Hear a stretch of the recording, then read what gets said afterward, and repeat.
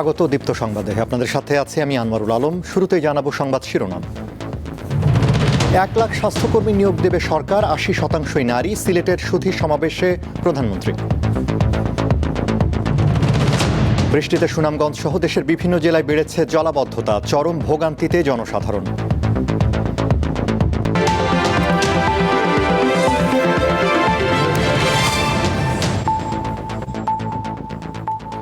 এবারে বিস্তারিত।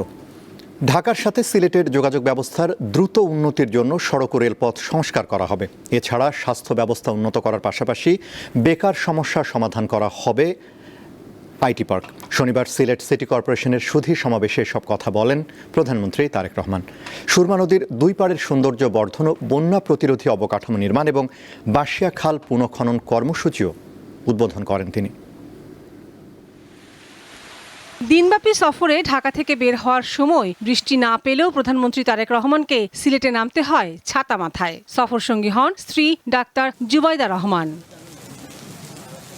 সিলেট ওসমানী আন্তর্জাতিক বিমানবন্দরে অবতরণের পর প্রধানমন্ত্রী হযরত শাহজালালের মাজার জিয়ারত করেন।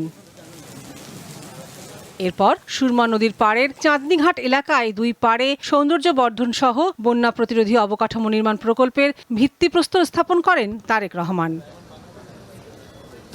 এরপর সিলেট সিটি কর্পোরেশন আয়োজিত সুধী সমাবেশে প্রধানমন্ত্রী বলেন, বৃষ্টির কারণে জলাবদ্ধতা তৈরি হচ্ছে, আবার বিশুদ্ধ পানির স্তর নিচে নেমে যাচ্ছে। সবকিছু বিবেচনায় খাল খনন কর্মসূচি শুরু করেছে সরকার। তিনি আরো বলেন, দেশের মানুষের স্বাস্থ্যসেবার বিষয়ে কার্যকর ব্যবস্থা নেওয়া হবে। অসুস্থ মানুষের সংখ্যা কমিয়ে আনার চেষ্টা করা হবে। আমরাও চাই আমরা আমাদের দেশের নাগরিকদেরকে সুস্থ রাখতে, তাদের কাছে স্বাস্থ্যসেবা পৌঁছে দিতে। এর অংশ হিসেবেই আমরা দেশে 1 লক্ষ স্বাস্থ্যকর্মী নিয়োগ করার পরিকল্পনা গ্রহণ করেছে। এই 1 লক্ষের মধ্যে 80% থাকবে নারী স্বাস্থ্যকর্মী। এই মানুষগুলোর দায়িত্ব হবে গ্রামে গ্রামে ঘরে ঘরে যাওয়া। তারা মানুষগুলোকে, বিশেষ করে পরিবারের নারী যারা আছেন, যারা সংসার দেখাশোনা করেন, দায়িত্ব যাদের, তাদেরকে গিয়ে তারা অ্যাওয়্যার করবে, সচেতন করবে যে কোন খাবারটি খেলে ডায়াবেটিস হবে না, কোন খাবারটি খেলে কার্ডিয়াক হবে না, বা লাইফস্টাইল কি হলে তার হার্টের সমস্যা হবে না। প্রধানমন্ত্রী বলেন, বেকার সমস্যার সমাধানে শিল্প কলকারখানা তৈরি করা হবে এবং বন্ধ কারখানাগুলোকে চালু করা হবে। এছাড়া আইটি পার্ক চালু করা হবে বলেও জানান তিনি। অনেক কলকারখানা বন্ধ হয়ে পড়ে আছে। আমরা সিদ্ধান্ত গ্রহণ করেছি এই কলকারখানাগুলোকে যত দ্রুত সম্ভব কারণ বের করে যত দ্রুত সম্ভব, যদি দরকার হয় আমরা প্রাইভেটাইজ করবো সেগুলোকে। যারা এগুলো চালাতে আগ্রহী তাদের কাছে আমরা হ্যান্ড ওভার করবো। এই কাজটি শুরু করতে পারলে একদিকে সারা দেশে বহু কর্মসংস্থানের ব্যবস্থা হবে। সিলেটে একটি আইটি পার্ক করা হয়েছিল, আইটি পার্কটি সেভাবে সচল নেই। এই আইটি পার্কটি নিয়ে অলরেডি এর মধ্যে আমাদের আলোচনা হয়েছে। আমাদের যে মন্ত্রণালয় আছে তারা কাজ করছে। আমি কোয়াইট কনফিডেন্ট আই যে ইনশাআল্লাহ দ্রুততম সময়ে আমরা এটা চালু করতে সক্ষম হব। পরে প্রধানমন্ত্রী সিলেট সদর উপজেলার কান্দিগাঁও ইউনিয়নে বাঁশিয়া খাল পুনঃখনন কর্মসূচি উদ্বোধন করেন। সরকারের মাননীয় প্রধানমন্ত্রী লাবণী গুহ, দীপ্ত সংবাদ, ঢাকা। দর্শক, এই মুহূর্তে সিলেটের নতুন করে স্পোর্টস কর্মসূচির উদ্বোধন অনুষ্ঠানে বক্তব্য রাখছেন প্রধানমন্ত্রী তারেক রহমান। সরাসরি চলে যাচ্ছে সেখানে। এইদিকের গ্যালারি না পারবে না, এবার বলো পারবে কে কে? পারবে ইনশাআল্লাহ। তাহলে আজকে নম্বর বক্তৃতা। এখন বিষয় অল্প, পড়তে হবে, নিজেকে রেডি করতে হবে, আর খেলতে হবে। একই সাথে যে গান শিখতে চায় সে গান শিখবে, সেই ব্যবস্থা আমরা করব। যে মিউজিশিয়ান হতে চায় সেই মিউজিশিয়ান হবে, সেই ব্যবস্থা ইনশাআল্লাহ আমরা করব। যে খেলতে চায় সে খেলার হবে, সেই ব্যবস্থা আমরা ইনশাআল্লাহ করব। ঠিক আছে? এই তোমাদের সাথে আমার কন্ট্রাক্ট। কিন্তু ওই যে প্রথমে যেটা বললাম, তোমাদের সকলকে বাংলাদেশের অ্যাম্বাসেডর হতে হবে। অ্যাম্বাসেডর হতে হবে, হবে তো?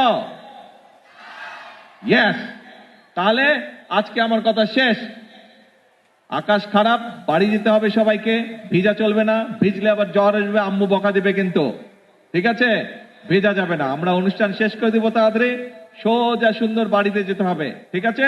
আর আজকে থেকে সকলকে প্রতিজ্ঞা নিতে হবে যে এই বাংলাদেশ তোমার, এই বাংলাদেশকে গড়ে তুলবে তুমি, এই বাংলাদেশকে বিশ্বের বুকে পরিচিত করাবে তুমি, তুমি আর তুমি। আল্লাহ হাফেজ। বাংলাদেশ জিন্দাবাদ।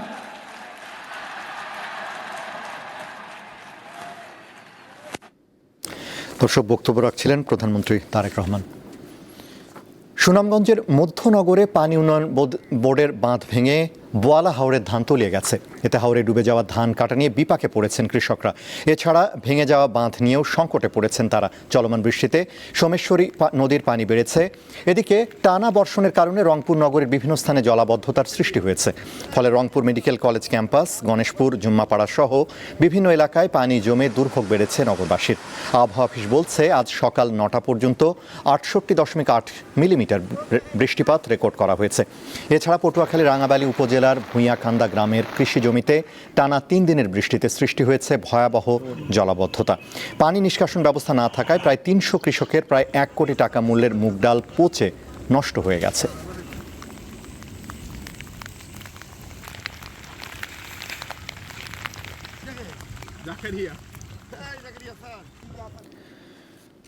দর্শক, বৃষ্টিতে জলাবদ্ধতার খবর জানবো সহকর্মীদের কাছ থেকে। এই মুহূর্তে যোগ দিয়েছেন সুনামগঞ্জ থেকে জাকারিয়া আহমদ এবং রংপুর থেকে ফেরদৌস জয়।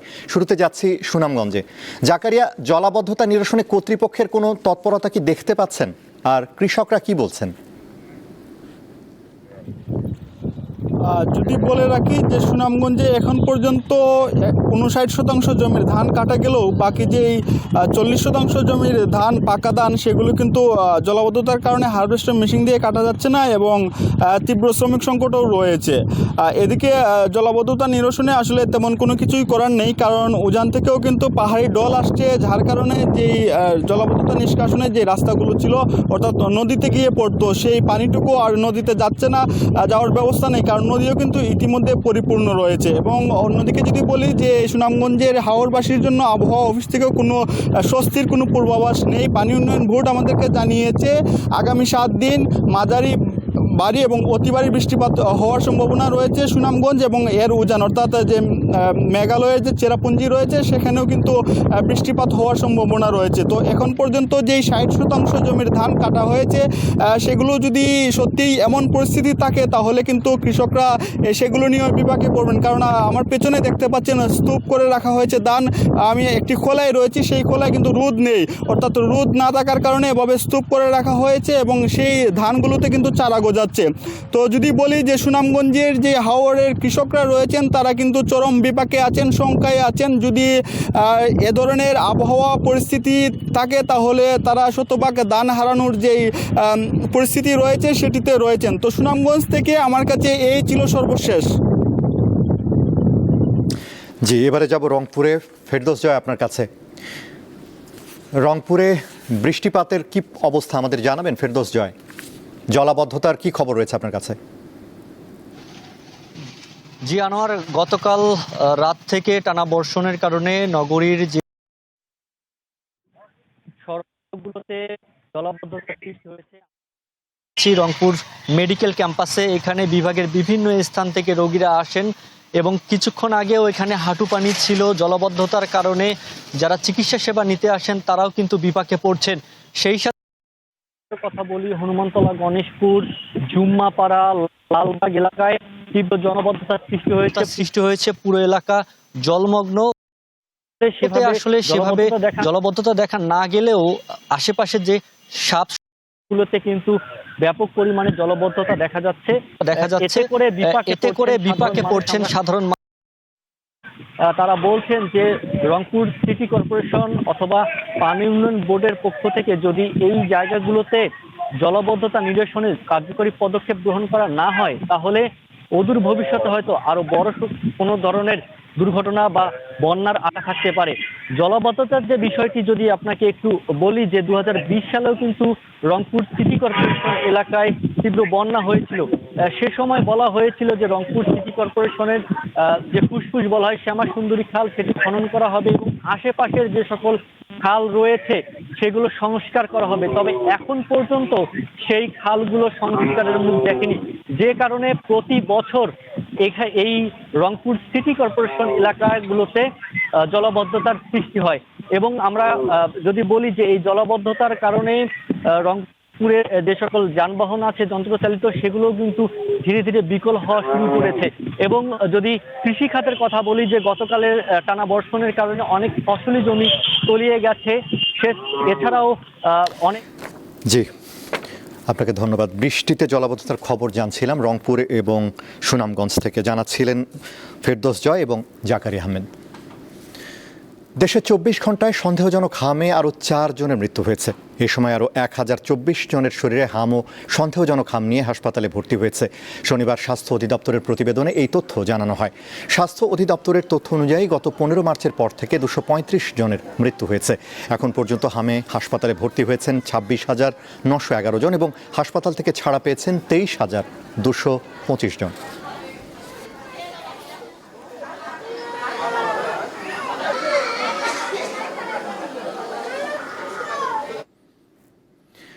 জামায়াতে ইসলামী দেশকে অস্থিতিশীল করার চেষ্টা করছে বলে অভিযোগ করেছেন বিএনপি মহাসচিব মির্জা ফখরুল ইসলাম আলমগীর। শনিবার রাজধানীতে এক স্মরণ সভায় তিনি একথা বলেন। মির্জা ফখরুল জানান, যারা নির্বাচিত হবেন তারা সংবিধান সংস্কার পরিষদ করবে এমন সিদ্ধান্তে বিএনপি কখনোই একমত ছিল না।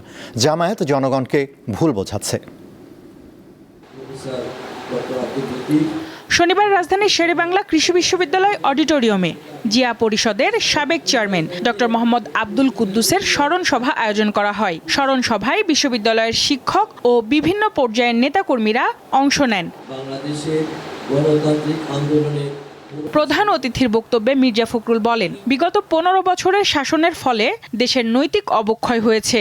অর্থনীতি যেটাকে ধ্বংস করে দিয়ে গেছে ফ্যাসিস্ট আওয়ামী লীগ হাসিনা, কিচ্ছু নেই অর্থনীতির। আপনার লক্ষ লক্ষ কোটি টাকা দেনা, আপনারা জানেন সবাই, আমার চেয়ে ভর কম জানেন না, 80 লক্ষ কোটি টাকা দেনা আমাদের। কোনো দিকে যাওয়া যায় না, কাজ যে করবেন সে কাজের টাকা কোথাও নেই, সব অচল হয়ে আছে। সংস্কার প্রসঙ্গে তিনি বলেন, বিএনপি সংস্কারের জনক। সংস্কারের নামে জামায়াত বর্তমান যে আন্দোলন করছে তার উদ্দেশ্য হচ্ছে দেশকে অস্থিতিশীল করা। এই নির্বাচনের পরে যারা নির্বাচিত হবেন তারা আপনার সংবিধান সংস্কার পরিষদ গঠন করবেন। এটার সঙ্গে একমত একেবারেই হয়নি, কারণ এটা কোনো নজির নেই। জামাতের নেতৃত্বে 11 দল তারা এটার উপরে আন্দোলন করছে। উদ্দেশ্যটা কি? উদ্দেশ্য হচ্ছে আবার বাংলাদেশকে ডিস্টেবিলাইজ করা, অস্থিতিশীলতার দিকে নিয়ে যাওয়া।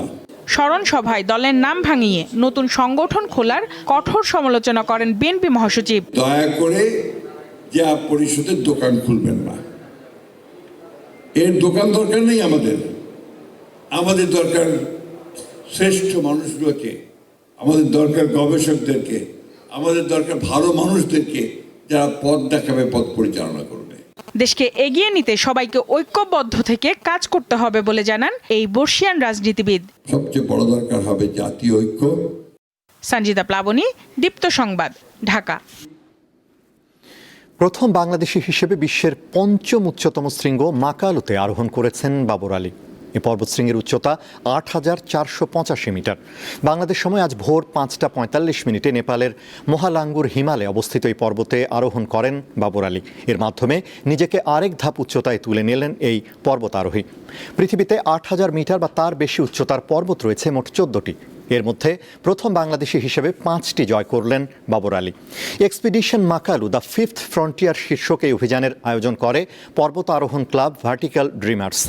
গ্রেট ব্ল্যাক ওয়ান বা মহা কালো নামে পরিচিত মাকালু জয়ের উদ্দেশ্যে বাবর গত 7 এপ্রিল দেশ ছাড়েন। প্রয়োজনীয় প্রস্তুতি শেষে 9 এপ্রিল তিনি উড়ে যান টুমলিংটার। সেখান থেকে গাড়িতে পৌঁছান সেদুয়া গ্রামে। এরপর পায়ে হেঁটে 18 এপ্রিল পৌঁছান উচ্চতর বেস ক্যাম্পে। টানা 6 দিন বন্ধ থাকার পর দিনাজপুরের পার্বতীপুরের বড়পুকুরিয়া কয়লা ভিত্তিক তাপবিদ্যুৎ কেন্দ্রের 1 নম্বর ইউনিটে উৎপাদন শুরু হয়েছে। শনিবার সকালে সহকারী প্রধান প্রকৌশলী জানান, ভোর 4:30টার দিকে 125 মেগাওয়াট ক্ষমতা সম্পন্ন ইউনিটটি চালু করা হয়। এরপর জাতীয় গ্রিডে প্রায় 55 থেকে 60 মেগাওয়াট বিদ্যুৎ সরবরাহ করা হচ্ছে। উৎপাদন ধীরে ধীরে বাড়ানোর প্রক্রিয়া চলমান রয়েছে। গত 25 এপ্রিল বয়লারের পাইপ ফেটে যাওয়ায় বিদ্যুৎ উৎপাদন বন্ধ হয়ে যায়।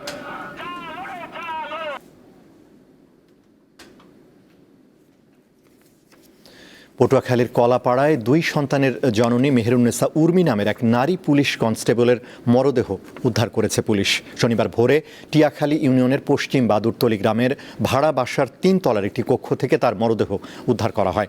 নিহত উর্মি বাউফল উপজেলার ইন্দ্রপুর গ্রামের বহিষ্কৃত পুলিশ সদস্য মহিবুর রহমান বাপ্পির স্ত্রী। কলাপাড়া থানায় কনস্টেবল পদে কর্মরত ছিলেন উর্মি। পুলিশ জানিয়েছে উর্মি প্রায় 8 মাস আগে স্বামী বাপ্পি ও 2 সন্তানকে নিয়ে পশ্চিম বাদুরতলী গ্রামের আমিরুল ইসলামের 5 তলা ভবনের 3 তলায় বাসা ভাড়া নেন। পারিবারিক বিষয় নিয়ে স্বামী স্ত্রীর মধ্যে প্রায়ই ঝগড়া হতো। গতরাত 1:30টার দিকে বাপ্পি থানা পুলিশকে জানায় উর্মি ফ্যানের সঙ্গে গলায় ফাঁস দিয়ে আত্মহত্যা করেছে। পরে পুলিশ তার মরদেহ উদ্ধার করে। মৃত্যুর কারণ জানতে তদন্ত করছে পুলিশ।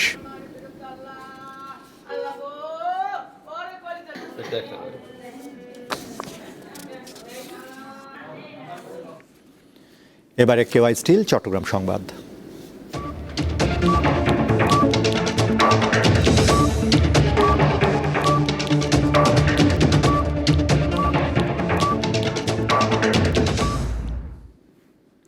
এবার বাজেটে শিক্ষা ও স্বাস্থ্য খাতে সর্বোচ্চ বরাদ্দ দেওয়া হবে বলে জানিয়েছেন ভূমি ও পার্বত্য চট্টগ্রাম বিষয়ক প্রতিমন্ত্রী মীর মোহাম্মদ হেলাল উদ্দিন। শনিবার সকালে চট্টগ্রাম প্রেস ক্লাব মিলনায়তনে আয়োজিত এক শিক্ষক সমাবেশে প্রধান অতিথির বক্তব্যে তিনি কথা বলেন। প্রতিমন্ত্রী আরও বলেন, এবার শিক্ষা ও স্বাস্থ্য খাতকে বাজেটে গুরুত্ব দেওয়া হবে। এছাড়া খেলাধুলা ও সাংস্কৃতিক কর্মকাণ্ডকেও প্রাধান্য দেবে সরকার। অনুষ্ঠানে আরও বক্তব্য রাখেন চট্টগ্রাম শিক্ষা বোর্ডের চেয়ারম্যান আব্দুল্লাহ আল মামুন চৌধুরী, চট্টগ্রাম বিশ্ববিদ্যালয়ের অধ্যাপক ডক্টর মোহাম্মদ জসিম উদ্দিন।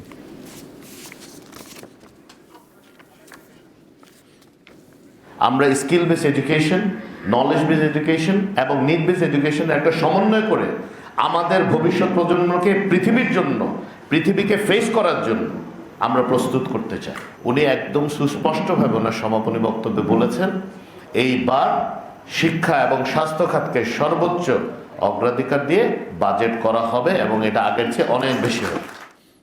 সেতু আছে কিন্তু সংযোগ সড়ক নেই, তাই ঝুঁকি নিয়ে বাঁশের মই বেয়ে সেতু পারাপার করতে হচ্ছে বাগেরহাটের মংলার 10 গ্রামের বাসিন্দাদের। এতে প্রতিনিয়ত ঘটছে দুর্ঘটনা।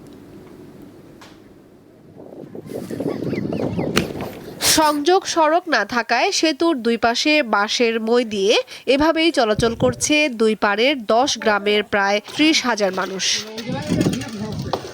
এই চিত্র মংলার সুন্দরবন ইউনিয়নের বাঁশতলা গ্রামের।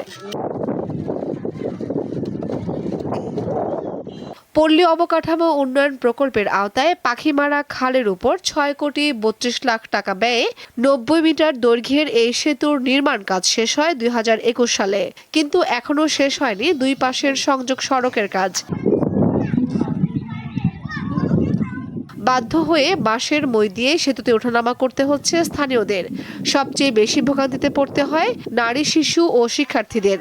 বিদ্যালয়ে আসতে এই চার পাড়াতে খুব ভয় করে। আমাদের এই ব্রিজ পাড়াইতে অনেক কষ্ট হয়, বাট এইটার পরে উঠলে অনেক নড়াচড়া করে, পড়ে যাওয়ার ঝুঁকিপূর্ণ। এই ব্রিজটা 6 বছর থেকে এই থেকে যা হয়ে রয়েছে, কিন্তু কোনো ব্যবস্থা নেই।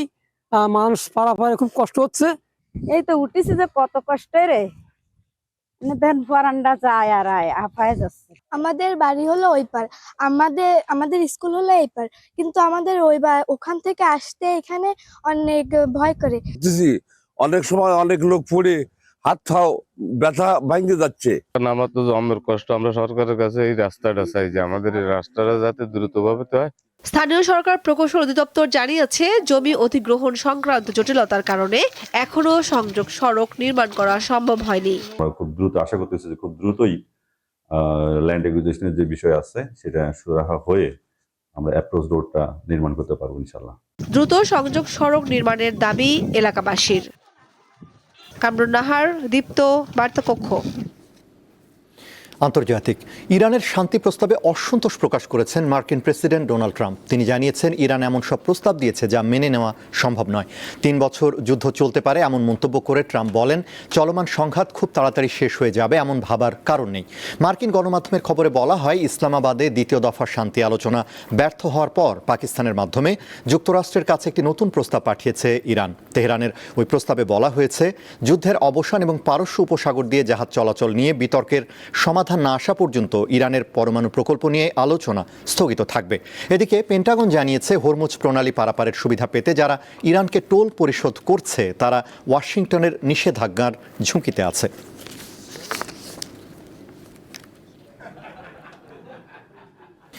একুশ বছরের ফুটবল ক্যারিয়ারের ইতি টানলেন দেশের অন্যতম তারকা মিডফিল্ডার মামুনুল ইসলাম। বন্দরনগরী থেকে উঠে আসা এই ফুটবলার লাল সবুজ জার্সিতে 15 বছর খেলেছেন, যার মধ্যে 6 বছরই সামলেছেন জাতীয় দলের অধিনায়কের দায়িত্ব। ঘরোয়া লিগে প্রায় সব বড় ক্লাবের হয়ে শিরোপা জেতার রেকর্ড আছে তার। ক্যারিয়ারের শেষ ম্যাচে ফর্টিস এফসির হয়ে রহমতগঞ্জের বিপক্ষে মাঠে নেমেছিলেন তিনি। ম্যাচের 23 মিনিটে মাঠ ছাড়ার সময় সতীর্থদের গার্ড অফ অনার ও বাফুফে কর্মকর্তাদের ফুলের শুভেচ্ছায় সিক্ত হন 8 নম্বর জার্সিধারী এই কিংবদন্তি। জাতীয় দলের খেলা থেকে অবসর নিতে না পারার কিছুটা আক্ষেপ থাকলেও ক্লাব ও ভক্তদের ভালোবাসায় তৃপ্ত মামুনুল।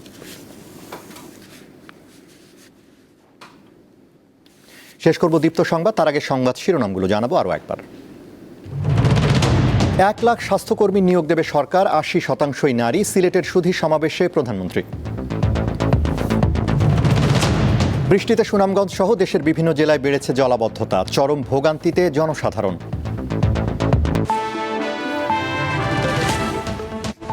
এ ছিল এখনকার মতো। আমাদের পরবর্তী দীপ্ত সংবাদ সন্ধ্যা 6টা 40 মিনিটে দেখার আমন্ত্রণ। এছাড়া আরও তথ্য বিনোদনের খবর পেতে যুক্ত থাকুন দীপ্তর ডিজিটাল প্ল্যাটফর্মগুলোতে। ধন্যবাদ।